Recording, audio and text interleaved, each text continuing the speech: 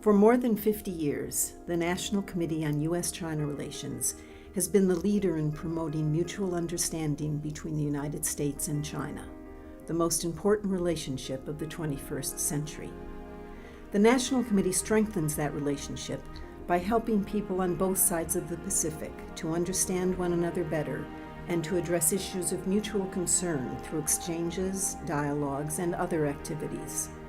These programs address key issues such as economic relations, rule of law, security, public health, and the environment, in the belief that constructive Sino-American relations benefit both countries as well as the global community.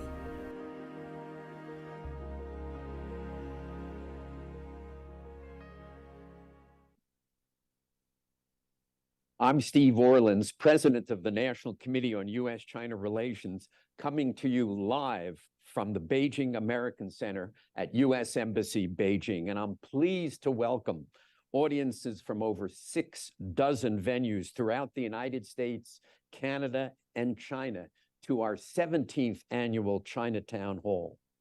We convene Chinatown Hall in the belief that understanding U.S.-China relations is important for every American and Chinese.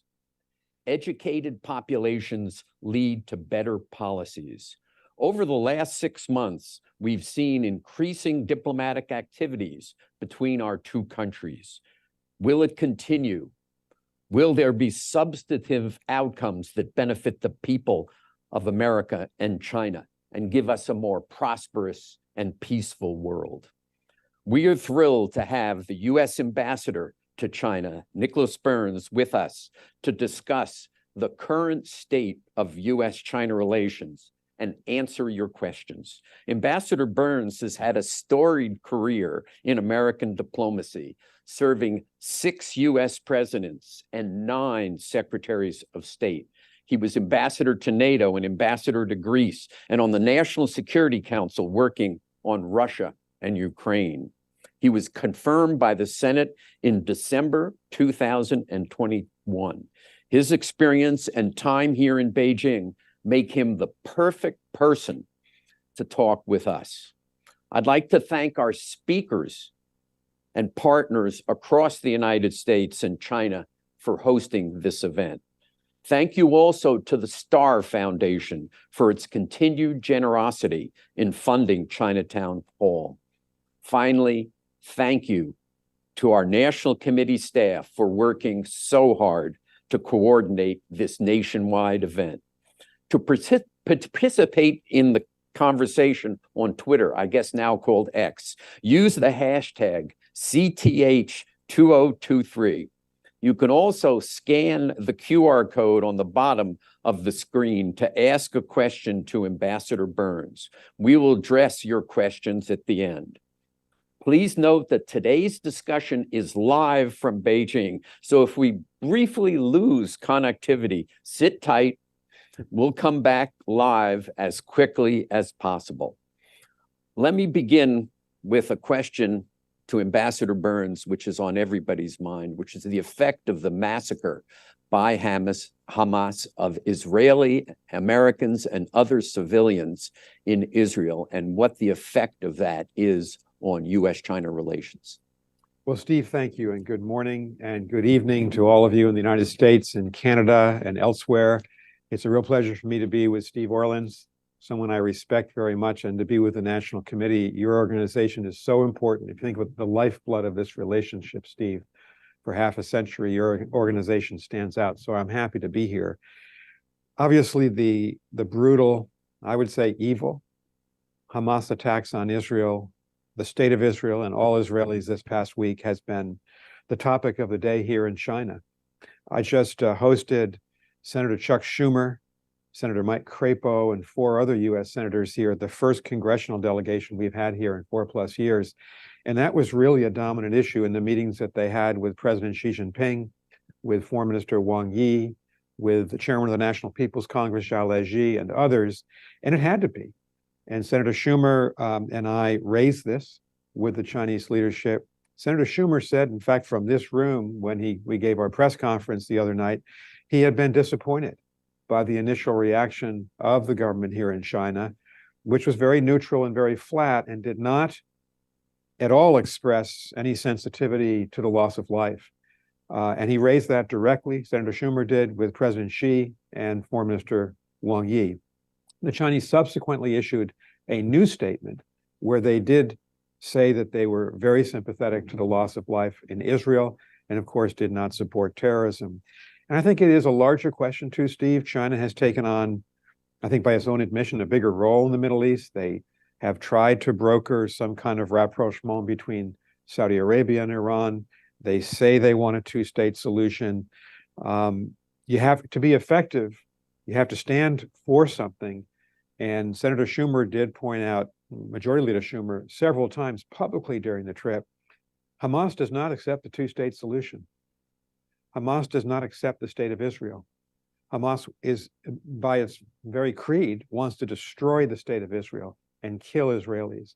What's been different about this war over the last 5 or 6 days has been the brutality by Hamas, killing children, babies, killing grandmothers, killing civilians. It's horrifying. And so the other night when I had a reception at our ambassador's house, my wife and I's house here in Beijing, I invited Irit Ben Abba, the Israeli ambassador to China. And in a very public way, we were in a public platform with all the senators and myself standing behind her. She bore witness to what had happened in Israel. Every Israeli knows someone who's been killed or affected or wounded. It was extremely powerful. Each of the 6 senators spoke, and then I spoke on behalf of President Biden, and we all said unequivocally, we're standing with Israel. And I think this makes the United States' role in the Middle East so important. I served there as a young officer in both Egypt and Israel, and understand that we have an irreplaceable role in trying both to defend Israel, oppose terrorism, but support peace eventually at some point in the future. As you said, China is taking a bigger role in the Mideast. They've brokered, the establishment of diplomatic relations between the Saudis and Iran. Are we supportive of that effort? How does the U.S. government kind of view those activities? When here in Beijing several months ago, Foreign Minister Director Wang Yi was able to bring together the Saudi and Iranian foreign ministers. We congratulated the Chinese. I did. Jake Sullivan, our national security advisor, Secretary Tony Blinken, all subsequently said, well, if China can play this kind of role, if it's positive, then we congratulate them. It remains to be seen if China has the ability to be a true mediator, where you have to speak the truth to both sides. You have to look for differences. You have to be actively engaged every day. It's the kind of role we've played for the last half century in the Middle East. I don't see really indications of that. I should also say that was a deal that brokered the relationship between Saudi Arabia and Iran. Obviously, the United States has tremendous differences with Iran. And this week, obviously, we have been warning our government, Iran, not to become more involved than it has been in the events in the Middle East. Of course, Iran is an historic supporter of both Hamas and Hezbollah, creator of Hezbollah. So this kind of real world practical diplomacy that the United States has practiced for a long time, you don't really see the Chinese doing that. So I think they're a little bit more distant from these problems than we are. During your time as ambassador, we've actually seen quite a significant change in U.S. China relations in terms of communication. Yeah. So in your first 12 months, very little communication. Then after National Security Advisor Blinken met with Wang Yi in Vienna, we have seen a series of cabinet level meetings. We've seen Han Zheng come to the United States. Yeah. We'll see Wang Yi in the United States next week. What changed? Why did it change? You know, you and I are both veteran observers of this relationship. I first came to China 35 years ago. There's been a start and stop quality to contacts between our two countries, and that has not been our choice. But if you ask all my predecessors as ambassador over the last 15 or 20 years, there were periods of time when the Chinese, because perhaps they were opposed to something we had done, or was a low moment in the relationship, stop all communications. That happened here under my watch after Speaker Pelosi's visit to Taiwan 14 months ago, and we supported her right to visit Taiwan. The Chinese shut down for a couple of months all communication with our government. I actually had 7 or 8 meetings with then Vice Foreign Minister Xia Feng during this time, where we argued about Taiwan, but there was really no cabinet level discussion. After the balloon crisis in early February, the same thing happened. You know, I think we certainly realize, I can only speak for our government, Steve, that it's unstable, and it can even be dangerous when 2 great powers like China and the United States are not communicating at a high level. So we determined back in April and May that we had to try to stimulate many more channels of communication and much deeper cabinet level communication. So what's happened since then? Secretary Tony Blinken was here in June. Secretary Janet Yellen was here in July. John Kerry, our climate negotiator, in mid-July. Henry Kissinger didn't come as an emissary of the United States, but when a 100-year-old historic figure in the U.S. China relationship comes to China and spends 5 hours with President Xi Jinping, came to our embassy and was honored for 3 hours by 700 of us. That was a big moment in the relationship. Secretary Gina Raimondo was here at the end of August. Jake Sullivan, and I was with him. We spent 13 hours in Malta. In Malta, on the island of Malta in the Mediterranean Sea a month ago, for very good, practical conversations. And this past week, we had our first congressional delegation in 4+ years. And to have the majority leader of the Senate lead a delegation with 3 Democrats and 3 Republicans, and Senator Mike Crapo of Idaho was the lead Republican, they spoke with one voice. They were engaged with the Chinese leadership. They saw Xi Jinping, Zhao Leji, Wang Yi, Wang Wentao. We are back communicating, and I think that is essential. We have, as you know, Steve, better than anybody, 1,000 differences between our governments. And we have areas where we can work together. But we've got to live in peace. We've got to find a way to communicate. And I think we've done that over the last 5 months. Let's see if we can continue it. I think we can. You asked that question in your opening remarks. I think for the next several months and into 2024, we hope to continue this level of contact. Will we see substantive outcomes? Have we seen substantive outcomes? We'll see. Most of the major differences in the relationship have not been bridged. But the only way you can bridge them or manage the differences, because sometimes differences cannot be bridged. Our differences with China over Taiwan are not going to be easily bridged, but can we manage the differences in such a way that we are frank with each other? We in the United States defend our position as we have to do, but we don't descend into conflict. That, I think, is the key test of diplomacy, and that's what animates the men and women of our U.S. mission here in China. Has your access to both the official and unofficial China, so universities, think tanks, as well as official China, the government, changed during this period of increased contact? Do you have better access than you did in the days when you first arrived? It's changed dramatically. Along with this new phase in the relationship, obviously, I've been in many meetings with President Xi Jinping, Premier Li Qiang, of course, Foreign Minister Wang Yi. There were times, just to provide the point of comparison, say after the Speaker Pelosi's visit, following the balloon incident, I was not, and my colleagues in the U.S. mission were not welcome on university campuses. We're not welcome to visit provincial cities and meet with local officials. That has all changed. Now, I have meetings with, I met the party secretary in Changsha a couple of weeks ago. We had a very good meeting. We didn't agree on everything. And I think the government here has made a decision that we need to be engaged. Here's the way we look at it, Steve. China and the United States are the 2 strongest military powers in the world. We're the 2 strongest economic powers in the world. We're really the only 2 countries that have true global reach around the world. We are in a historic competition and rivalry with each other. There's no other way to describe that relationship. And that rivalry or competition is likely to extend well into the next decade. So the test for us is, can we compete and yet also find ways to work together when it's possible, climate change, global public health, food security, agriculture, fentanyl. We should come back to it because that was a major issue this week with the congressional delegation. And can we find a way to do that and make sure that we have enough connectivity with each other that we don't end up in a situation of conflict? I would say that encapsulates those 3 points: competition, engagement, and making sure that we're living without conflict. That encapsulates, I think, what both countries have to do in this very complicated relationship. We've sanctioned, I saw in the press conference that you and the senators had after the visit that there was a lot of talk about fentanyl, which obviously is killing enormous numbers of Americans.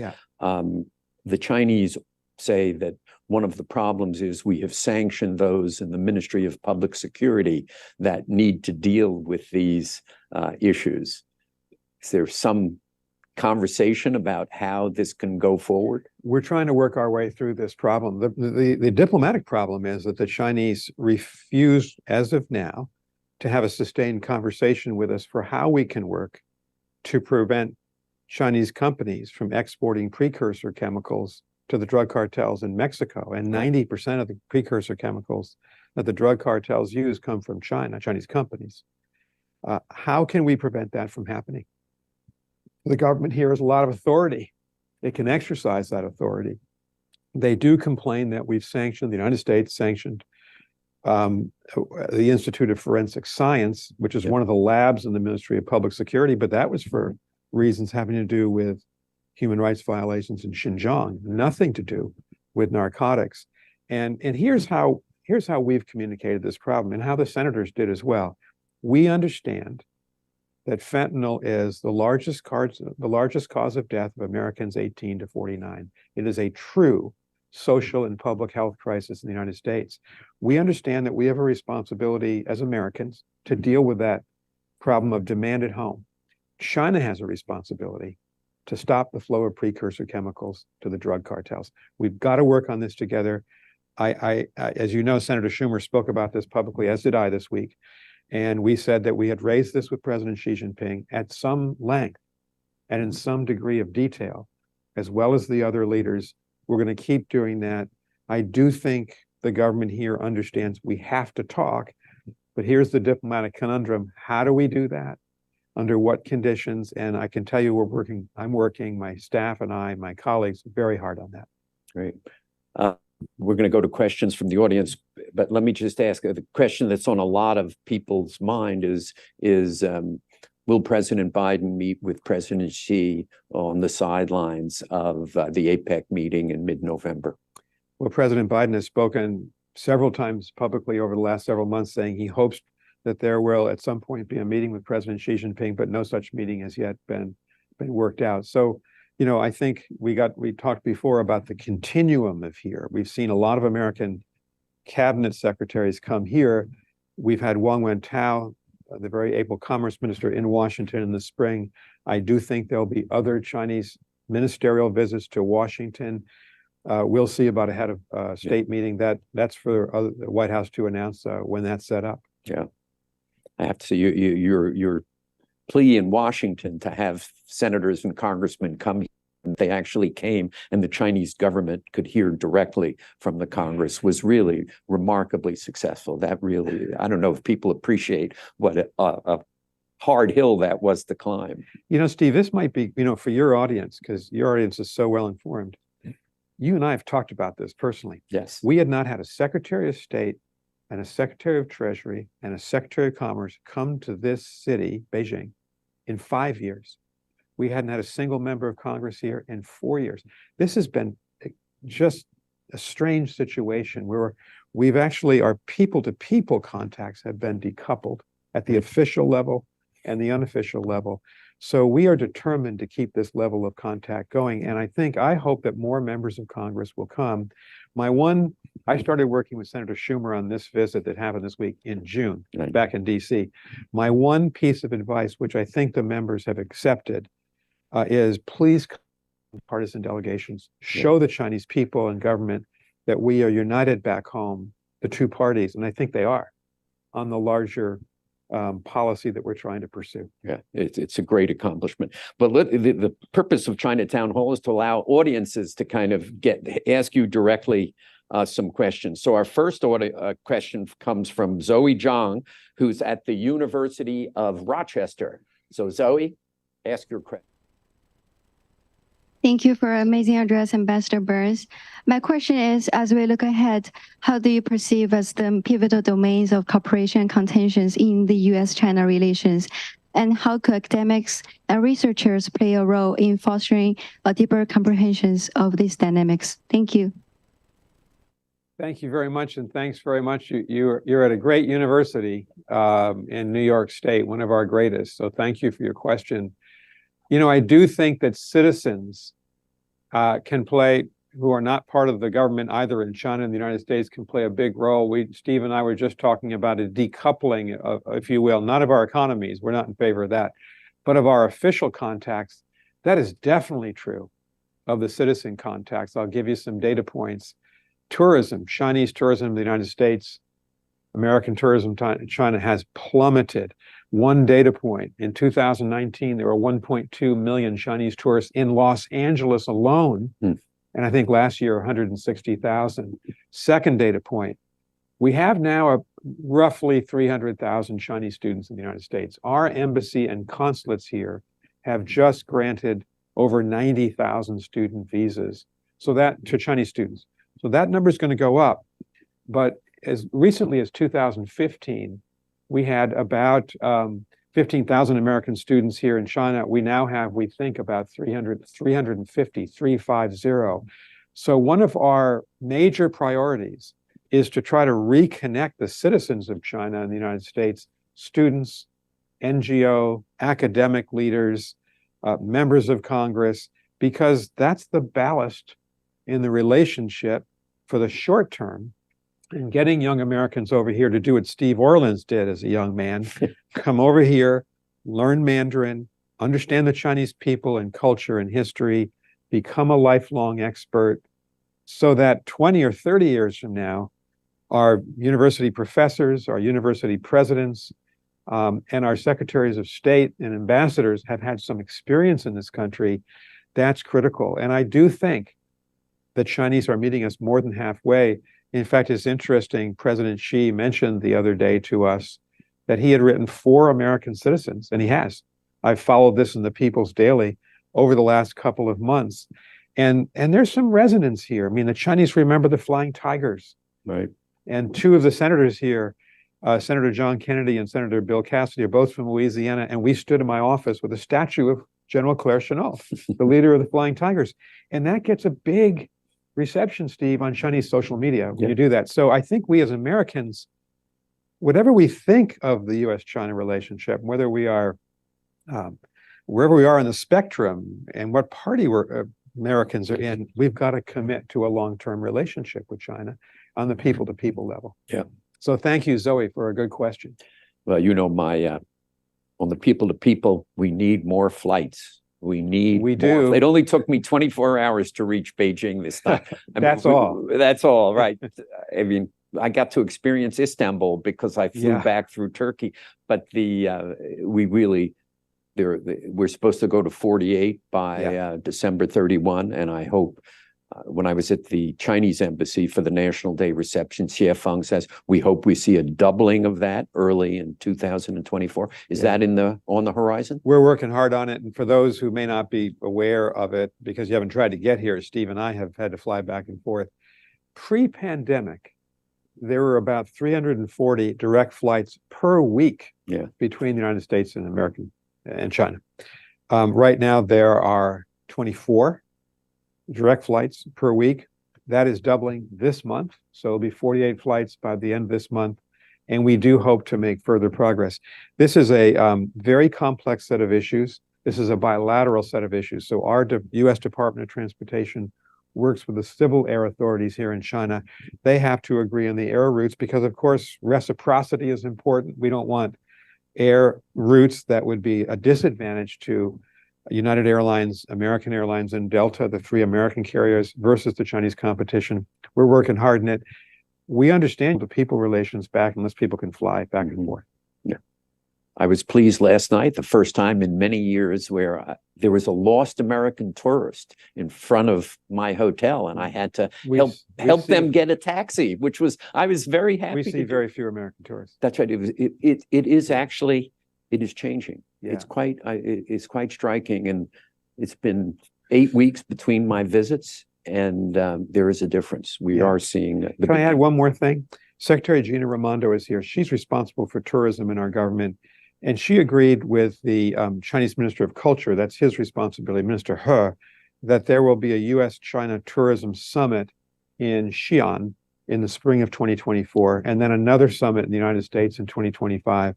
And we're working hard on this. The Chinese government did a good thing before Secretary Raimondo's visit. They have enabled group tourism from China to the U.S. That's how most Chinese get to the U.S.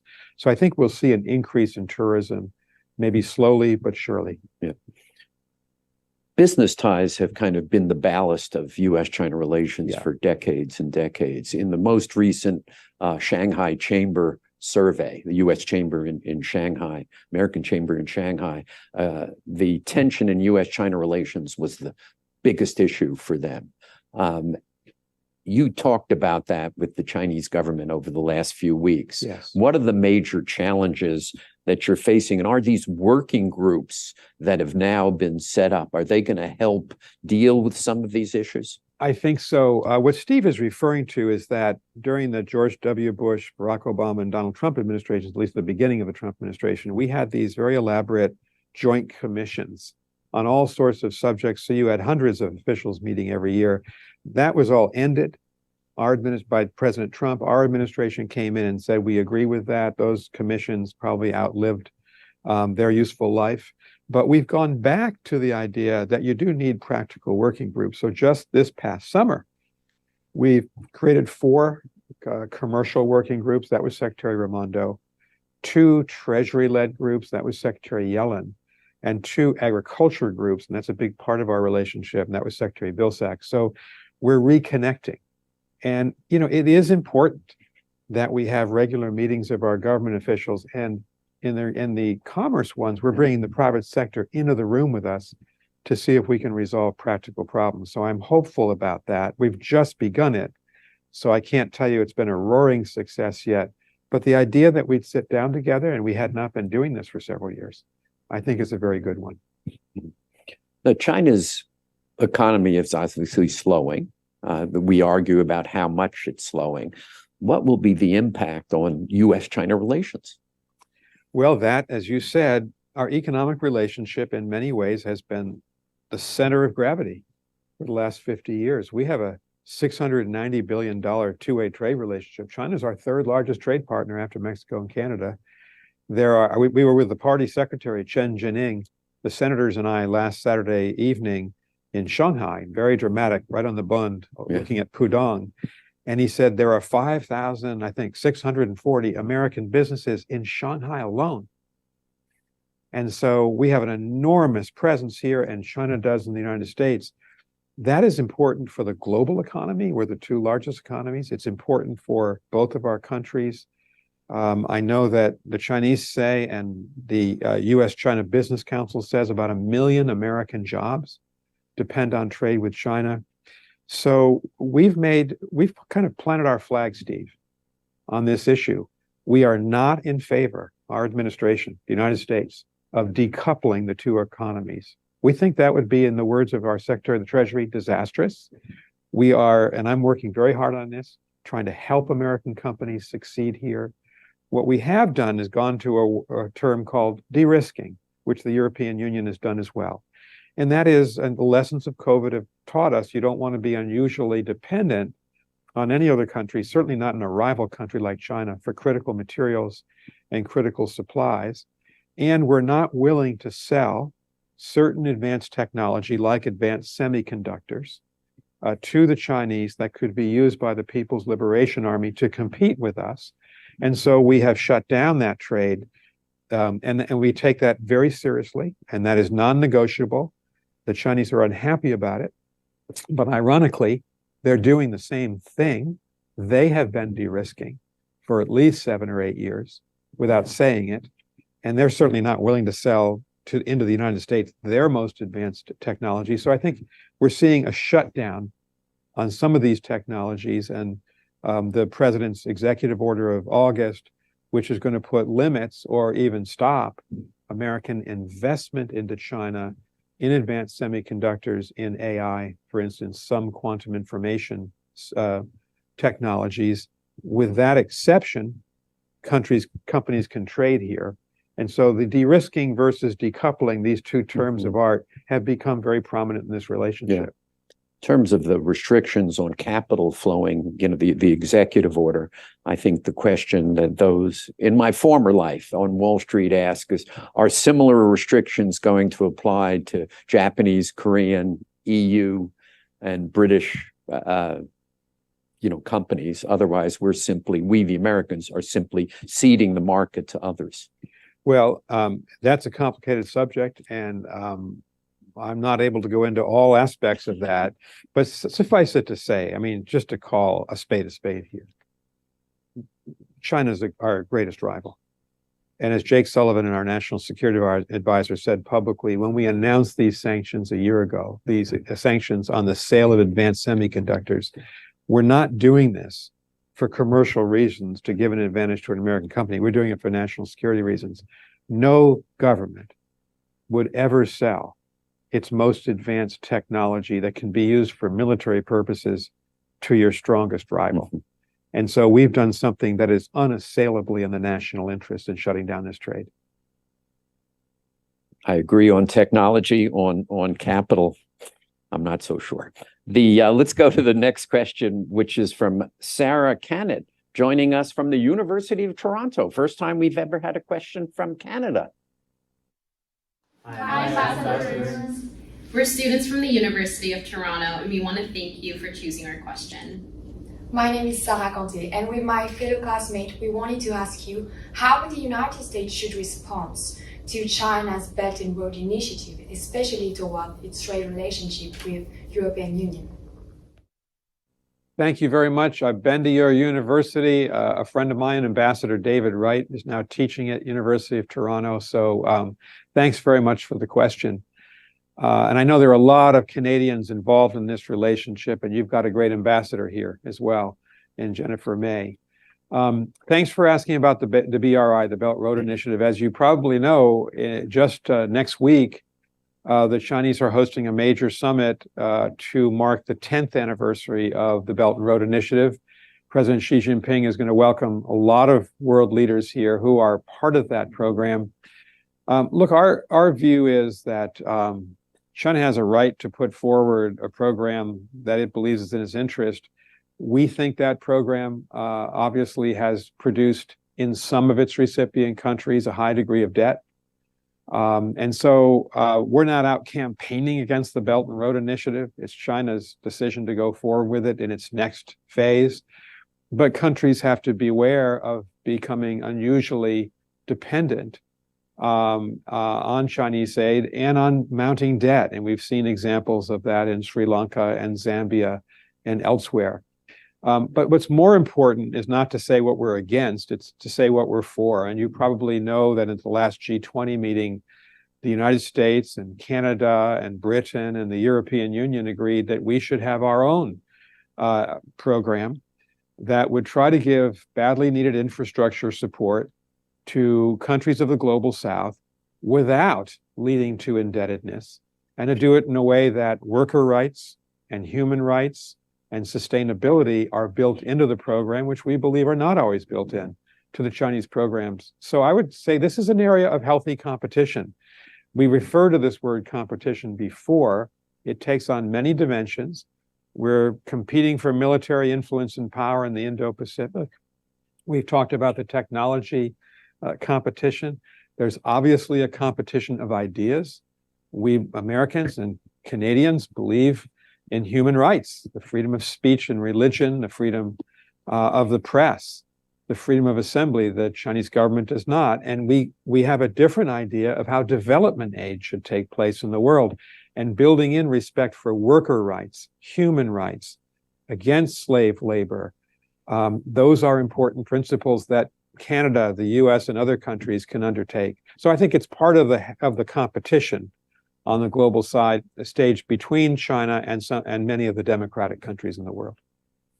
Let's talk about people to people and young people especially. You know, there's a letter circulating from young Americans and Chinese expressing their worry about U.S.-China relations and where it's heading.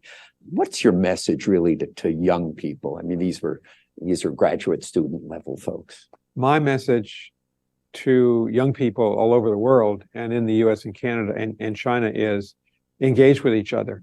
If this is going to be the most important bilateral relationship in the world, and it is, if we are the two strongest powers, we've got to find a way to live together in peace. It would be insanity to think that we would allow this relationship to descend into conflict or war. We're not going to do that. And so our people have to work together, study together, do business together, learn Mandarin. If you're Canadian or Brit or German or American, if you're Chinese, you know, study in the United States. Our door is open to Chinese students. We want Chinese students to walk through the door of our universities. I was a university professor, taught many, well over 100 Chinese students in 12 years, and they're great students. I don't see how we think of the future of the world if you're a young person and not think of the China and other countries working together on climate change, for instance, or working together on global health as we try to foresee what the next global health challenge will be when mercifully the COVID crisis is finally over. So we have to think that we live in the same world and therefore share the same responsibilities. And, you know, doing what students do, which is to learn languages, understand the culture, that's critical. That's my advice. Yeah. Let me ask a very specific question on this. So the embassy and the consulates work very hard in issuing visas. So I saw the line when I came down. Right next door. That's right. It's in this building. When I arrived at 6:30 this morning, there was already a long line outside. The same is true of the Chinese embassy in the United States and the consulates. There has been an unusual increase in people being granted visas, arriving in the other country and being denied entry and sent back. So I'm aware of Chinese who've arrived in the United States have been sent back, and I'm aware of Americans who've arrived in China and being sent back. It's obvious, it's not a huge number, but it's terribly discouraging. What can we do to fix that? Well, in either country, an American being given a Chinese visa, a Chinese being given an American visa, that's the first step in traveling. The second step is to enter the port of entry, whether it's New York or LA or Shanghai or Beijing. And there at the border, of course, you have to go through both immigration and customs in both countries. The numbers are not big. The vast majority of Chinese and American travelers get through immigration and customs and into the taxi cab or the Didi or the Uber and on to their visit.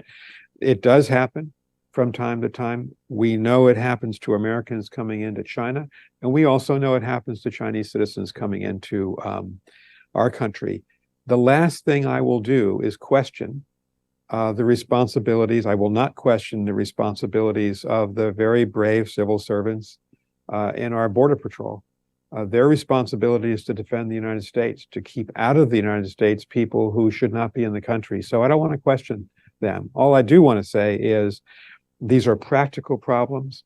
There are some cases where the Chinese government or our government might say, well, that shouldn't have happened. It won't happen again. But I think it's a problem we're going to have to deal with, given the lack of trust in the relationship, given the level of competition. The one thing that President Biden has been clear about just in the last couple of days is, you know, we firmly reject anti-Asian violence or sentiment in the United States. And he and Secretary Blinken have spoken out against this multiple times. We just had a terrible incident happen in San Francisco at the Chinese consulate, where an individual who I don't know if he has been identified yet because he was killed in the process, crashed his car right into the consulate window. We take very seriously our responsibilities to protect the Chinese diplomatic establishments in the United States. And I can tell you, I believe the Chinese also take seriously their responsibility to protect our embassy here, the building that we're in, our consulates in Shenyang, Wuhan, Shanghai, and Guangzhou. Yeah. While the numbers are very small, it has an outsized effect on kind of the perception of Chinese going to the United States and Americans coming to China. Even if it's only 5 people a year, it gets blown way out of proportion and really has a very negative effect. And Steve, excuse me. Yeah. Please proceed. Go ahead. I just wanted to say, we also live in a rumors. I hear from countless Chinese. I've been traveling all around the country here the last 10 months. And I hear from all sorts of people in South China, in East China, in Central China, you're not giving out visas. And I'll say, we just gave out 90,000 visas. Right. It's the rumor mill. Yep. Or you're mistreating people in New York or LA at the point of entry. And I say, but 99% of the Chinese travelers go through. So I think, you have to kind of hit back at rumors when they become, when they distort the reality that exists in the relationship. Yeah. I think you should, would you kind of address the Chinese people on these issues? So if one of the state-owned medias wants to interview you, give you the opportunity to kind of talk about that, because I think you're right. I'm constantly saying that's not true. That's not true. Because it's better if it comes from Nick Burns than Steve Orleans. Well, I wish we lived in the world where I could sit down in front of Chinese CCTV and say what I wanted to and not have that edited or distorted by the state-controlled press. I mean, the reality is when you deal with the state-controlled press here, they often will completely fail to report any kind of constructive criticism, and they'll only report when you say something positive. That's not true of Chinese diplomats in the United States. They can write op-eds in the Washington Post, which nobody edits.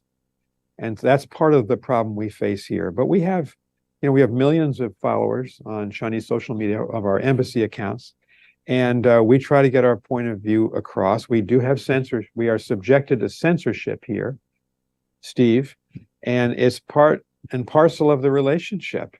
I think I would be so happy to be able to sit on a CCTV set like this and not be edited or distorted. We should move in that direction. I think it's actually the Chinese should move in that direction. Yes, of course. Yeah. And we should engage with the Chinese in terms of talking about that. Next question from Shaylin Martinez from Long Island University, where my father taught. Wow. Hello, my name is Shaylin Martinez. I'm a junior at LIU.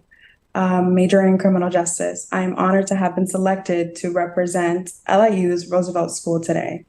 Ambassador Burns, what advice would you give to current undergraduate students who are not international relation majors, but have strong global interests, and how to best learn about China and then contribute to positive U.S. and China relations as future global leaders?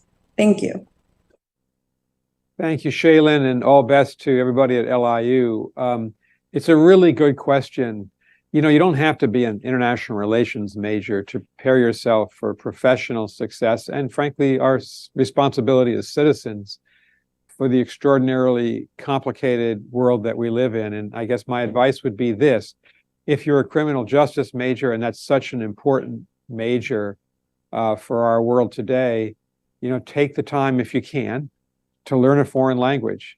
If it's possible to take a summer or a semester from LIU and come over and study at NYU Shanghai or Johns Hopkins in Nanjing or at Schwarzman College in Tsinghua or at Duke in Kunshan, just north of Shanghai, I think it'll pay off because it's very important for Americans to see China, this enormous country, this extraordinary 5,000-year-old culture, to appreciate the dynamics here. And I'd say that I give the same advice to students at Nanjing University or Fudan University. I'm going to be at a university in Dalian, northeast of here, next week, and I'll give that advice. Americans and Chinese need to meet each other at a young age to understand there's a human connection there. And that I think the issue of climate change is probably the one that connects young Americans and young Chinese best, we're the two largest carbon emitters. China's 31% of all global emissions. We're about 11. We have to take responsibility together. So that'd be my advice to you, Shailin. Next question is from my old friend, Dr. Dennis Simon, who's in Durham, North Carolina. Thanks, Steve. And Mr. Ambassador, thank you and your staff very much for all your hard work trying to stabilize and revitalize the bilateral relationship. As you know, science and technology cooperation have played a very important role and a very constructive role in the bilateral relationship. The S&T agreement was originally signed in 1979. In fact, it was the first agreement that was signed between the two countries after normalization. And it was up for renewal, as you probably know, in August, but it wasn't renewed, and instead it was extended for a 6-month period. Do you think that the agreement is eventually going to get renewed? Or perhaps maybe we even need a new agreement, a STA 2.0? I think that the failure to come up with some kind of new workable agreement could prove detrimental to the long-term interests of both China and the United States, as well as the rest of the world. So where do you think we're headed here? Dr. Simon, thank you very much. This is an active issue. As you say, the agreement expired in late August. We extended it. Both countries extended it for 6 months. I went over and talked to the Science and Technology Minister of China during that week, and we agreed, let's extend it for 6 months. We're now in negotiations. You know, I don't know if this can be concluded quickly. Obviously, technology has become one of the key competitive points in our relationship. If you think, and you know this very well, you think about artificial intelligence, machine learning, quantum information systems, biotechnology, there's a commercial competition there, but some of these technologies are being militarized. Our most profound responsibility is to keep our most advanced technology out of the hands of the People's Liberation Army here. That's the kind of thing we're shutting down. So that's one of the issues, just one, but an important one in these negotiations. And I think this agreement certainly needs to be modernized and brought up to date, given the rapid pace of technological transformation between our two societies. It remains to be seen whether we can reach an agreement here. And I just wanted to be frank about that. The only other point I'd make is we deal with 1,000 issues out here in this relationship. It's very broad. We have 47 U.S. government agencies here working on every aspect. I would say that technology has become the heart of the competition between our two countries, because not only does it have a commercial impact, which economy is going to be dominant, but a military impact. We have, I would say, a sacred obligation to make sure that the United States military remains the #1 military in the Indo-Pacific. It is in no way possible for us to allow the Chinese to overtake us in military power, and the science and technology issues are at the heart of that competition. So we take this very seriously. When Secretary Raimondo was here, she said she would not negotiate or compromise on our national security imperatives. I have taken, of course, the same stance, and we're led by our president, who has given us that instruction. Next question from Chris Higginbotham, who's joining us from Kansas City, Missouri. Hi, thank you. Ambassador Burns, I've seen you riding the high-speed rails across China on social media, and it's clear to me and others that you share President Biden's passion for train travel. Do you engage with your local passengers on these journeys, and can you share any memorable interactions or insights you have with the Chinese citizens? Hey, Chris, thank you very much. All best for the Kansas City Chiefs this year and the NFL. Great team.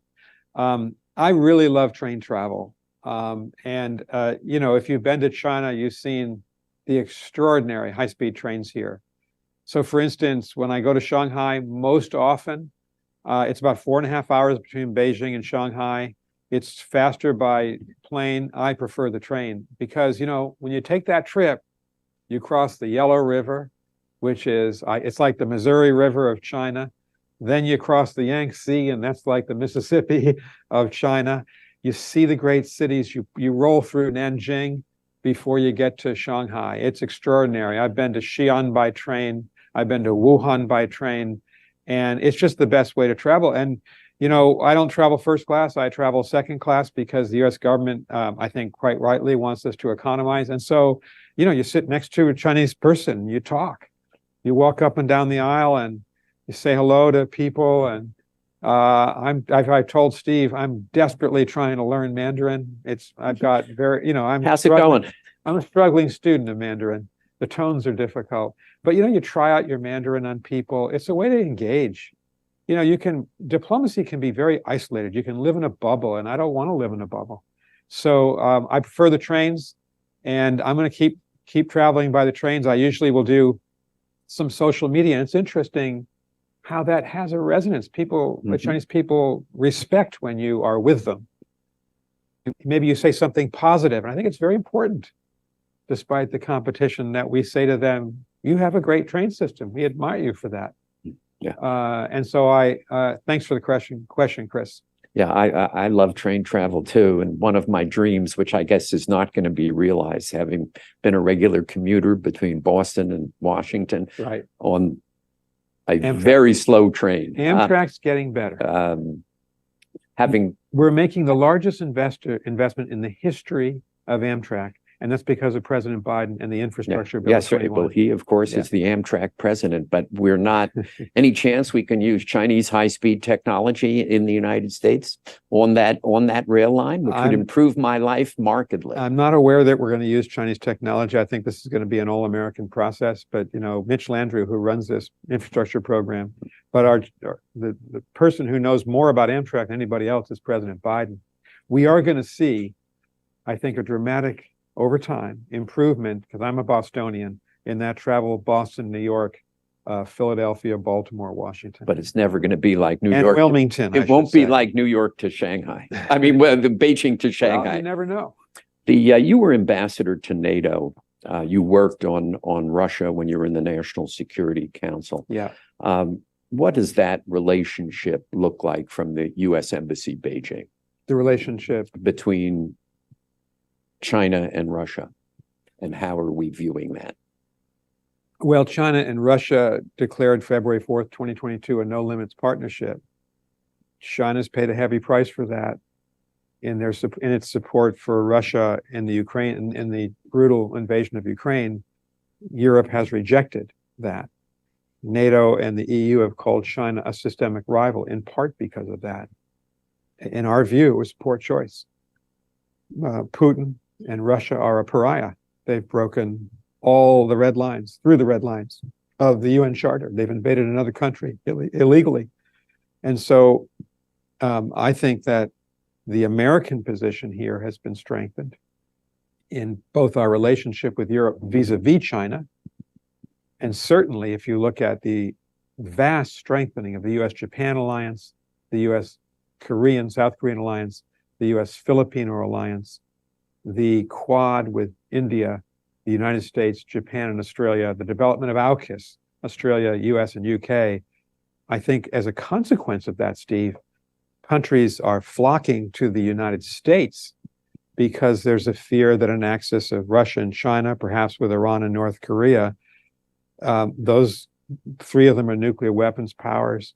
None of them are democracies. Several of them are major human rights violators. This has not been a good choice in our judgment. You heard that from our congressional delegation this week. I mean, very forthright in those views. And we hope that China will use its influence on the Russian government to end the war in Ukraine. And we have also said that we are watching to make sure that China does not provide lethal military assistance to Russia for that war. We don't believe it has lethal military assistance, but we're watching. So it's really been a seminal event in the U.S.-China relationship, but also in the way that other countries are reacting to China because of this choice. Is China trying to mediate an end? They've obviously sent an envoy. It's not clear what the results have been. They sent Ambassador Li Hui. I met with him, had a long talk with him about this. They don't appear to be mediating. They have established a 12-point position paper, but they do not appear to be really trying to actively mediate between Ukraine and Russia. We're reaching our closing hour, but so you're talking right now to tens of thousands of Americans in all walks of life. That's the point of Chinatown Hall. What's the most important message that you want to give them? That about the U.S.-China relationship, this is an enormously complicated relationship. But I think we have to face the fact it's going to be highly competitive in the areas that I talked about: security, technology, economics and trade, human rights. And we have to defend our interests, and we have to be tough-minded. At the same time, we've got to work with China, where our interests align on climate and on, they have to do so much more on fentanyl. We can work together on global health. And third, and here I'm going to really represent the words of President Biden, we have to keep the peace between our countries. And so we need greater military-to-military contacts to do that, Steve. And we have to think of the future as the United States and China sharing the planet and living with each other despite these enormous differences while we compete. That is a very difficult equilibrium, but it is our fate. And I can tell you, I couldn't be more proud of the women and men of the American mission here. You're in our embassy building.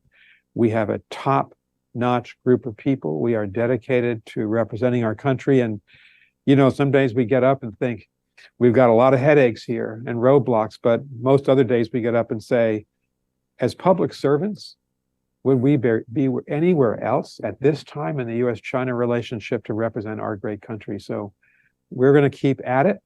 And I would hope that the National Committee would, all of you out there, would visit China, learn the language, and try to build more bridges between our societies. Let me pay tribute to Steve, to the National Committee. You're the big organization that tries to connect us. We need you. And I know you'll keep doing it, and I want to praise you for that. Well, this hour certainly has confirmed why you have had such a storied diplomatic career. It was just an incredibly informative hour. I thank you all for joining us in China, in Canada, and in the United States. And I thank Ambassador Burns and his staff for making this such a successful hour. Thank you so much. Thank you, Steve. Pleasure. Thanks, everybody.